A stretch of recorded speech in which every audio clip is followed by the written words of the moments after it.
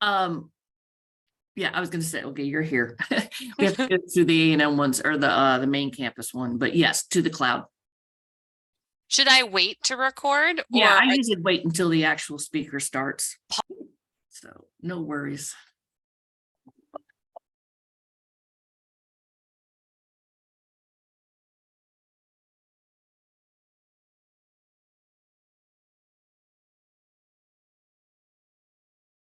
Well, good morning, everybody, and howdy from College Station. My name is Babette Perkins. I'll be the Zoom host along with Allison this morning. Our presenters will get started shortly. This is a reminder to keep yourself muted throughout the presentation unless the presenter indicates otherwise. If you have a question, please use the raise hand feature, which is located in the reactions icon, or type your question in the chat box and we'll make sure it gets seen and listened to. We'll do a Q&A after the presentation. Please be aware that this presentation is being recorded and will be available for viewing after the conference. Live transcriptioning, can't even talk today, has been enabled, and you can turn it on or off using the live transcript feature. You can change the view by clicking on the view button in the upper right-hand corner of your screen, and we recommend the speaker view. At the close of the presentation, I believe Allison will be putting a link in there for assessment survey in the chat box. We really appreciate your feedback, so please do fill that out for each survey or for each session that you do attend. I'm going to turn it over to our speaker and to introduce themselves and start their presentation. Thank you, Babette. Good morning. My name is Jennifer Jordan, and I serve as the Outreach and Instruction Librarian at Texarkana campus. I've been in this role for a little bit over a year. I came to a librarian position kind of backwards. I received my degree from Catholic University in 2000 with a joint law degree. And I then proceeded to become an attorney because I had to pay back my law loans. And but I've been researching my entire life. So after being an attorney for 9 years, I segued into being a middle school teacher, and then now into the librarian role here on campus. And I love it. I really enjoy the people I work with and our students. So my focus today is to talk about how we can push the library out into our campus community, to get our patrons to come in and use it. Okay. So why do we want our patrons to come and use the library, be physically there with us, is so that they have a space, a safe space to develop and improve their research skills. And that if they see us and can engage with us, they're more comfortable in asking for help. And of course, that can further their learning, and they can understand how to approach their learning better and be more successful. And they also have opportunities to connect with peers through group study if they're in the library. So how do we do things at A&M Texarkana? That's what I'm going to talk about today. Some successful endeavors that we've had to bring students and patrons into our library. And I'm also going to talk about ideas for smaller universities. We're a pretty small campus. We have less than 2,000 undergrads. And finally, I'll talk about ways that librarians can become more involved in the campus community, how to get librarians out into different initiatives on the campus community and in the area to help bring patrons in. Okay. So some of the things that we've done at our library that have been very successful in bringing students into the library and using it and feeling like they want to be there are to have art exhibitions. And so we've been doing this for several years. We had to stop during COVID, obviously, but we brought it back last fall, and we showcase local artists. So we usually keep artwork up for 1 or 2 months. And we have done student artists as well as professional artists, and also some just, amateur artists in clubs around Texarkana. And not only does this add interest to our walls, and we have something on our walls for our patrons to look at, it adds color, it gets people talking We host a reception and we invite guests of the artist. We invite the campus community to attend. And of course, as you all know, food is a major draw, especially for our students, because they're usually hungry and looking for something to eat and happy to eat something free. So these exhibitions have been very beneficial to bringing in patrons, and we usually have a area where they can vote and choose their favorite piece, and we'll display that with ribbons, and that can spark further conversation. So let me show you an example of one of our ads that we do. We work with our graphics department to make flyers, and here's an example of one we did this past winter for an artist who grew up in Texarkana, and she's since moved to Houston, but she still does her art, and so she came back. And we presented her art, and so we obviously publicized through social media, digital campus publications to get people there. And this has just been a great thing to get students and other people, staff into the library to come and use it. At any time, if you want to ask a question, please do. I'm glad to stop and answer any questions. So what else do we do at Texarkana to get people in is we love to focus on seasonal celebrations, and I'm sure many of you do these things as well at your library. We do a big Halloween celebration, and we usually keep it a secret, a literary related theme to draw interest so that nobody knows what we're going to do yet, because we have a lot of competition on campus with other departments to see who's going to have the most exciting Halloween display. And the library almost always wins throughout the whole campus with the different departments. We're usually the winner. We put a lot of effort into it, and it really does draw our students into the library. They want to see what we're going to do. So we decorate one area, and that way they can come in and visit that one area and look at it. I'm about to show you some pictures. And we keep everything else calm and clear for studying, because obviously that's the purpose. We want our students to be using the library to study and to research.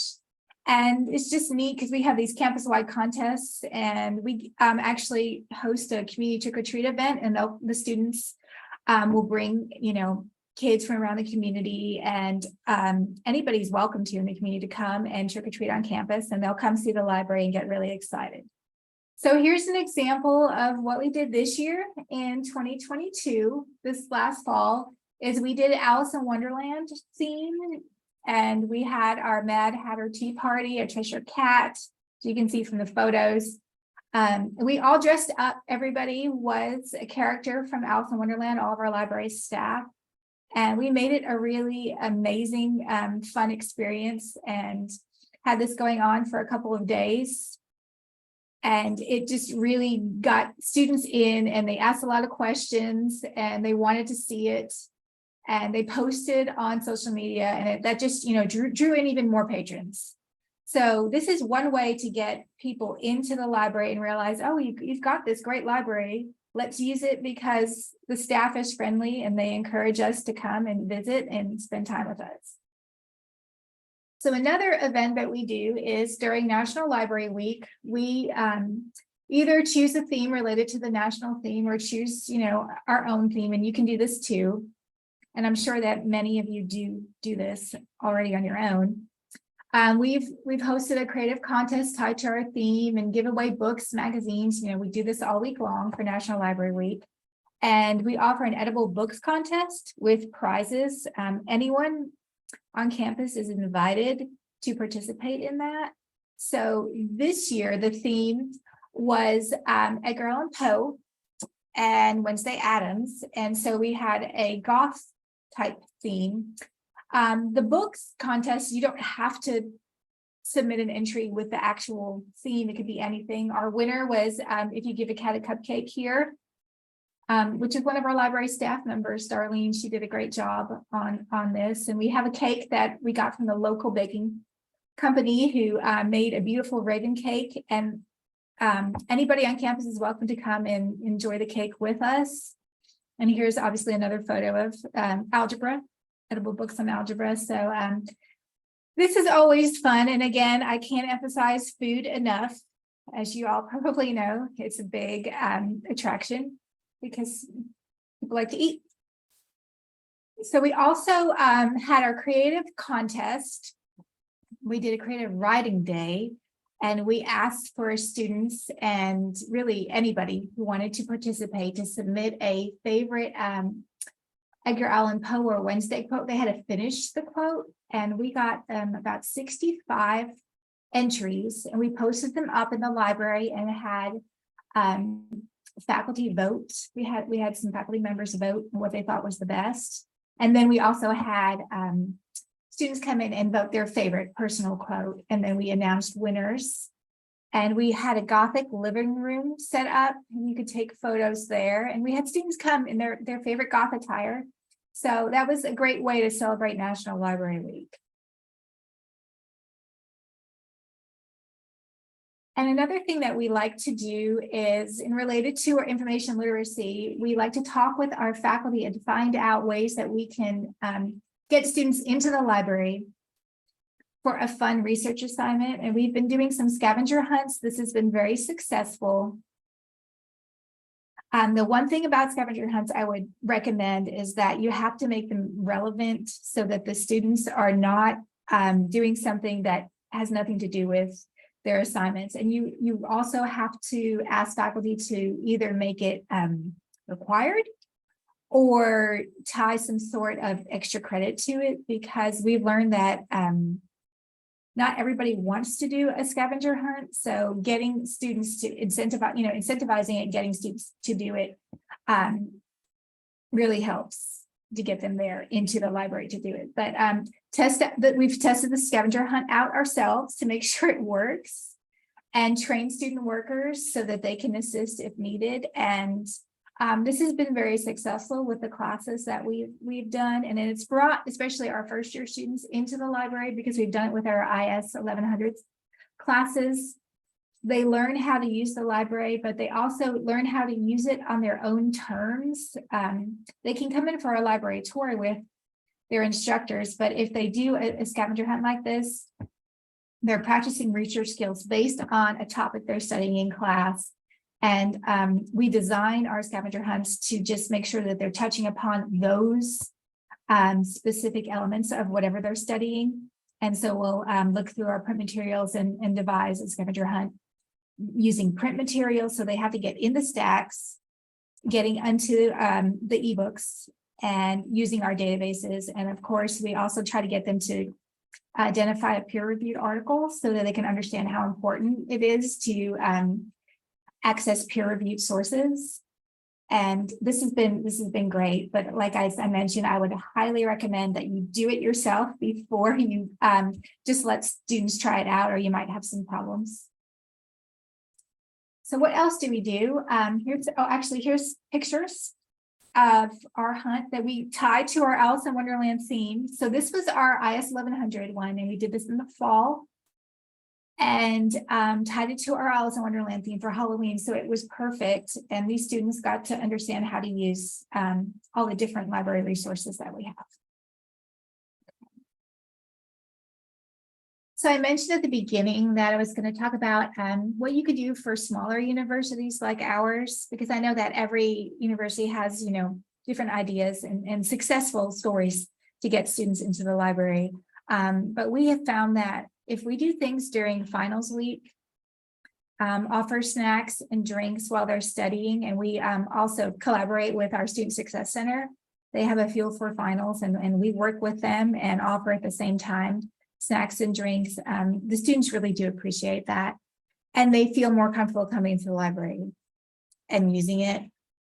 And we have also offered de-stressing activities during finals so that they have something, to take away from studying for an hour or two. They can go and do a little bit of coloring or play with some Play-Doh or a puzzle or something like that. And we have found that this has been successful as well in keeping our students engaged and making them feel comfortable in the library. I'm happy to stop and answer any questions if anybody has anything, but if not, I'll just keep going. Okay. Another thing that I have done this year in this role is joining campus-wide committees. Since I'm the outreach librarian, I have joined a couple of other committees on campus so that I can connect our library to other organizations. And this really does give the library a voice in other things that are going on campus. And you can partner with organizations that have similar goals. And then, obviously collaborating, you can share budgets, you can share ideas, and you can work together. So we have been using our DEIB Cultural Events Committee, which unfortunately now with the state of Texas, we've had to stop this committee temporarily. As you all know, if you've had a DEIB committee, you've had to stop it as well, since the legislature has denied funding to any public universities that have a DEIB committee.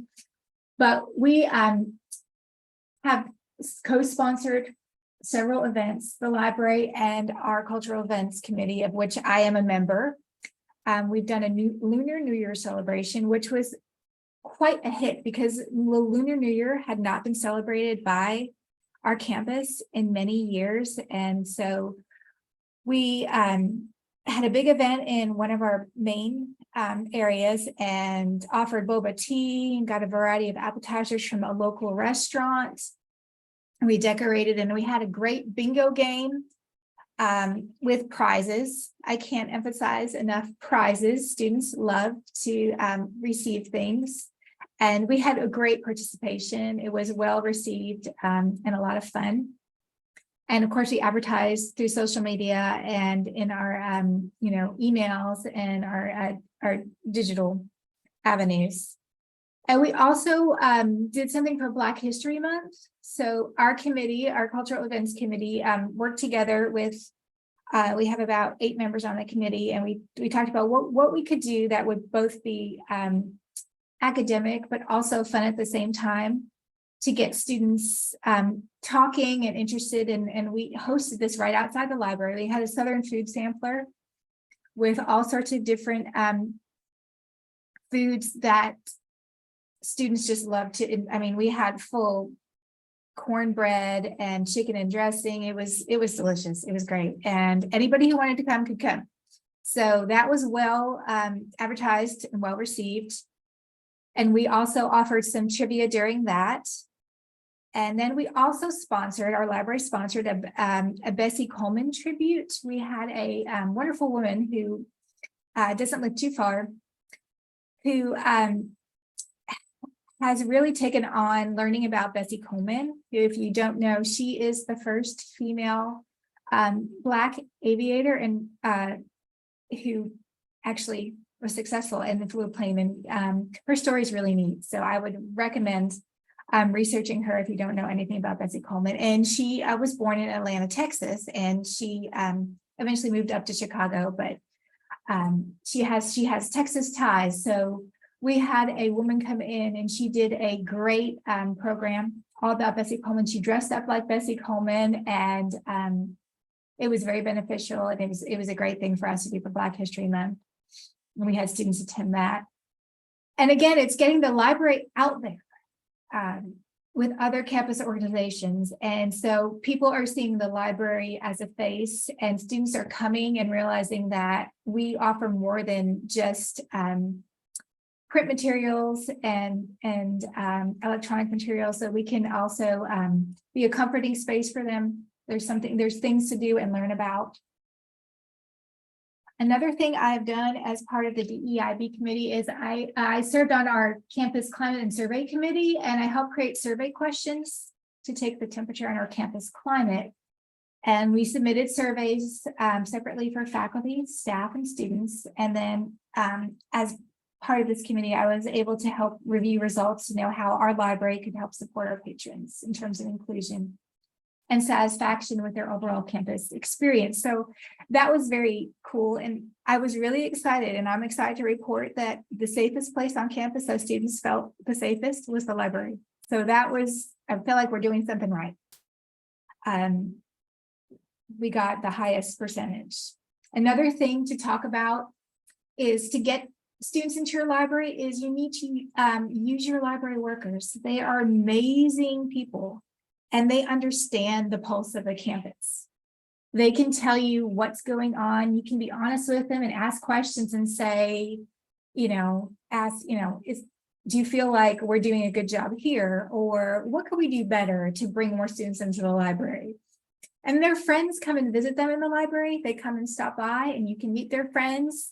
I've developed relationships with several students just based on them being friends with our library student workers. So it's about getting out there and making yourself visible, asking questions, showing interest in students. And you're going to meet all sorts of different students. There's some who come to the library and want to stay during their break between classes. They want to go to their spot. They have a comfy chair and they just want to just sit down and work on a paper, read a book, or play on their phone. And that's fine. And you want students to have that comfort level. But you also want students who have questions and don't know how to ask a question.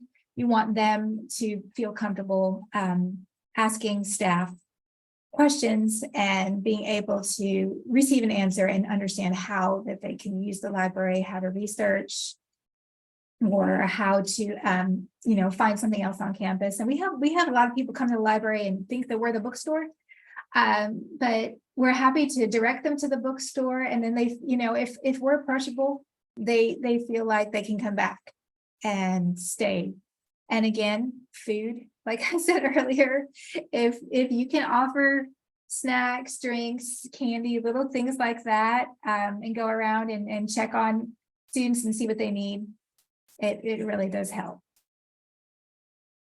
Okay, I've got a poll up. If you, I've got a link and a QR code if you would like to participate in this. I'm curious to hear about what other activities and types of activities does your library engage in. If you do anything different than we do, because we're learning obviously all the time, and would love to hear some other ideas from other universities of how you can pull people into the library. So if you could go ahead and either use the QR code or paste this link, copy this link into a browser. This is the code PM1KQA. If you want to use that, and I'll give you all a minute or two, and then I'll see if I can go ahead and share my screen and see what we got. Okay.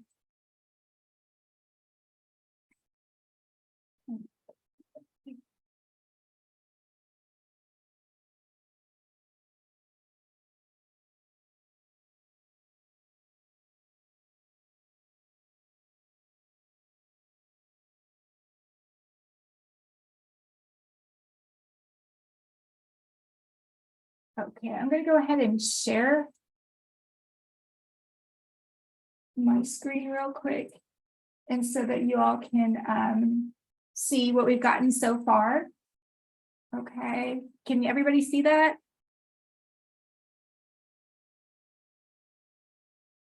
So far, it looks like most people have said that they do final week activities, games and trivia,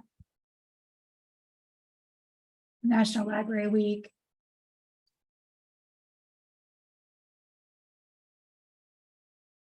We've got a couple on book clubs and art exhibitions. And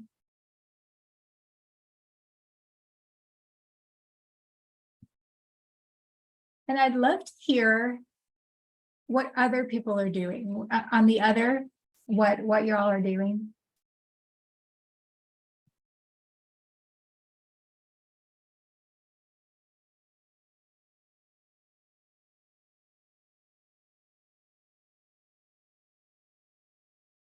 Okay, it seems like finals week activities are the most popular, is the most popular 12 results, and then followed by game and trivia, National Library Week, and seasonal celebrations. So it feels like we're doing a lot of the same things, which is good because we know what students, respond to and what they want to bring in. Okay. So if anybody wants to share, feel free to just jump in and share something that they've done that they find has been really beneficial and to bring students in. I'm happy to hear, so we can all talk about it. You're welcome to do that right now if you'd like to.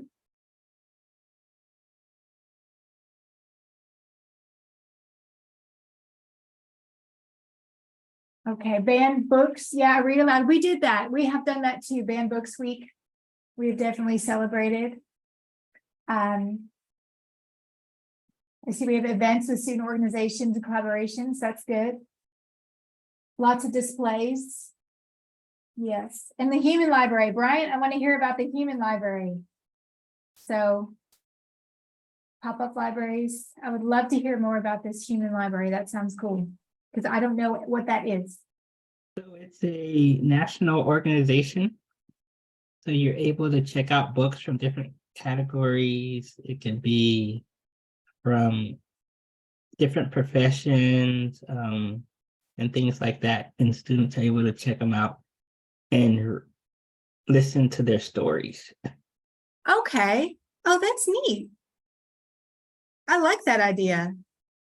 It looks like a couple other people have done that too. Okay. Check out people to read their stories. That is so cool. I like that. Okay. I'm adding that to my list of things to do. And I see Babette mentioned maker events. So we have done a couple of those during National Library Week. And that's been really popular. Students like to get hands-on and do things. So thank you for sharing the link, thehumanlibrary.org, Allison. That's great. And game night at the library, that is fun too. I have found that games are really board games, card games, and even just any kind of like competitive games are very popular. You know, I don't know if you all have esports on your campuses, but that's been popular as well. Yes, bingo. And you know, does anybody know you can like make your own bingo cards through Bingo Baker? It's a really cool website. It's a lot of fun, and you can pull your own, but you can also take other people's. Welcome week activities. That's a great idea as well. Just to get, I like the welcoming theme to get students to know that, you know, come and join the library. We're a lot of fun. All right. Well, thank you all very much for all those different ideas. I'm going to go back to my other screen with my presentation, and I just have a little bit left to finish up. Okay.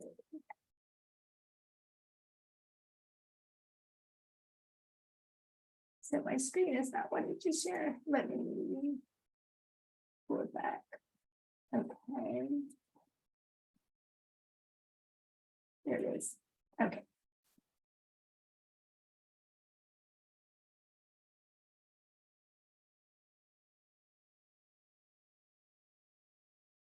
So I hope you all can see this. Final thoughts is really just considering what your patrons need, what your students and, you know, anybody in your community, because I know not just students use academic libraries. We do have some, you know, community members in Texarkana who use our library, as well as students do. They're friends of the library. So why are people using your library? You know, how are we going to bring them in? Do they want to study alone? Do they want to work with a group? Figure out what their pulse is, and a way to do this is to survey them. It's always a good idea to measure your outreach and see, you know, what's your main purpose in using the library. I would also recommend implementing some of the events that were discussed here in this presentation. See if those bring more students in and make them feel comfortable using the library. And also collaborating with other campus organizations. There's so much value in collaboration because it gives the library a voice, and you're putting the library out there as this great stakeholder in your campus community, and you're branding the library as a safe space that students can come not only for you know, academic reasons, which is the main reason we want them there, but for social reasons. I've noticed, you know, and I like I said, I taught for a long time, middle school, and I taught during the pandemic. So I taught on Zoom for, almost a whole year. And coming back out of the pandemic, students are not the way they were, at least a lot aren't before. They have been coming back a little bit more carefully, and they're really more digital natives. And so socially, some students don't want to have anything to do with anyone else, but they like the library, and we want to make that a comfortable space for them. They feel like it's a good place to be. So it's just always remembering what your students want, because they're our constituents. They're the people that we are here for, and we need to make sure that we are meeting their needs so that we can bring them in and make them stay. So unless anybody has any questions, I'm happy to talk, discuss any other ideas or address any questions anyone has. I have a question, Jennifer. What does Yes. your budget look like for these types of activities? Well, that's the thing, is it's pretty small. We have just a couple $1,000s. So a lot of it is collaborating with other organizations and pooling resources and seeing, like, if you've got 500, can they devote 200, and just seeing, and what you can do with a limited amount of money. And a lot of other things is using what we have already in the library for free, because everybody's budgets are decreased. Everybody's suffering budget cuts. Also, the library being a part of the DEIB committee, we had a pretty we were able to utilize their budget, which is great because they had a good $1,000 more per month than we do.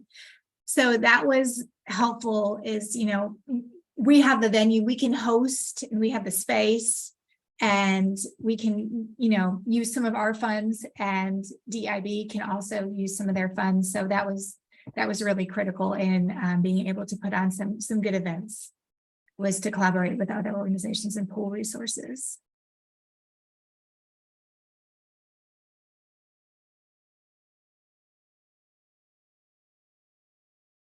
Okay. Well, I know we ended pretty early, but if no one has any other questions, we can stop or we can keep talking. Any other questions for Jennifer today? I have just something I put in the chat. This is Tim Arnold, and I also work at Texarkana. And I don't know if others have advice on this. So, obviously the premise of this was more about students coming into the space and using our library. But one of the things I struggle with is, how do we get the remote students to use us? So what are some strategies for them? Because that population is kind of growing, and we need to make sure that we're on their radar and they use us for our expertise and our resources. So anyone has thoughts or strategies on that, I'd be interested to hear. Thanks. Yeah, Tim, that's a good question. I know obviously we're on the same campus, and remote students, they're on campus very rarely, so it is harder to reach. So them, because they also usually have another job, they have a job, so their time is limited. But if anybody has any ideas on how they reach remote students, we'd be glad to hear them.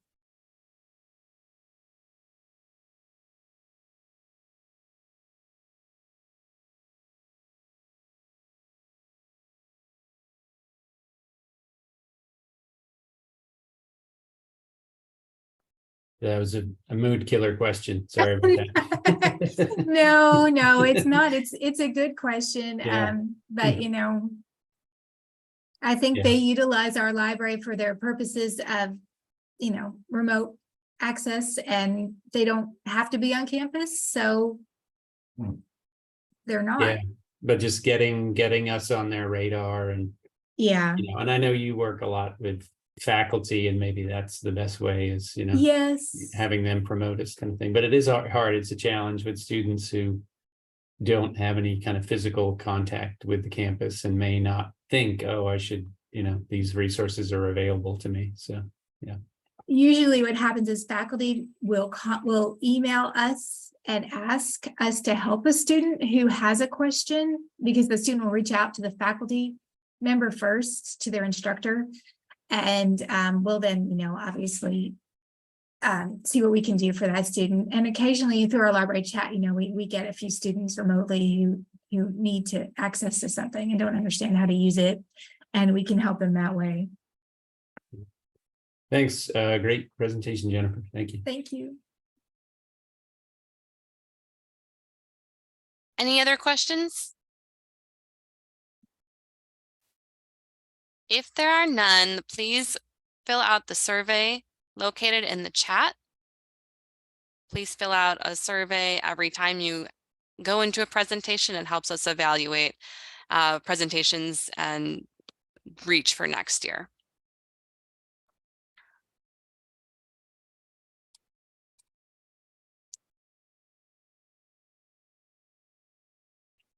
Okay. That concludes this presentation. Fill out the survey link and enjoy your next session. Thank you, everyone. Thank you very much for attending. Appreciate it.